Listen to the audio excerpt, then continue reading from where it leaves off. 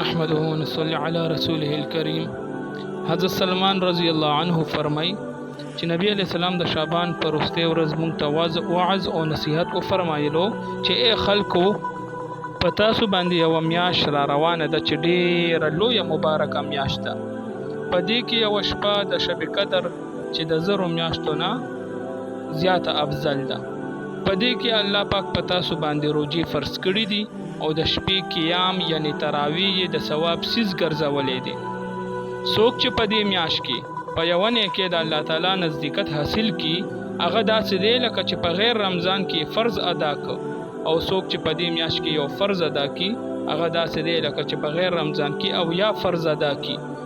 دا میاشت د صبر ده او د صبر بدله جنت دی. دا میاشت خلکو سره د غمخوارۍ کولو ده. په دې میاشت کې د مؤمن رزق زیاتولی شي. څوک چې د یو روجهدار روجه ماتې وکړي نو د هغه دپاره به د ګناهونو معاف کېدو او د هور نه د خلاصېدو سبب وګرځي، او د روجهدار د ثواب په شان به د ده ثواب وشي، خو د دغه روجهدار نه به هیڅ نشي کمولی.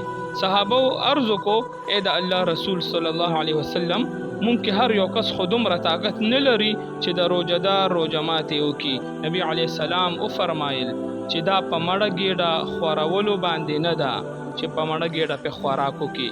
دا ثواب خو الله پاک په یوه کجوره روجه ماتولو یا په یو ګوټ اوبو یا په یو ګوټ لاسې څکلو هم ورکوي. دا یو داسې میاشت ده چې د دې اوله حصه د الله تعالی رحمت دی او منځمې حصې مغفرت دی او وروستۍ حصې د هور نه د ازادۍ ده.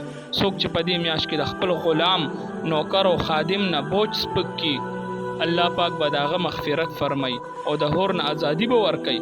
او د څلور څیزونو په دې کې ډېروالی کوئ چې په هغې کې دوه څیزونه خو د الله تعالی د رضا دپاره دي او دوه څیزونه داسې دي چې د هغې نه بغیر ستاسو خلاصې نشته.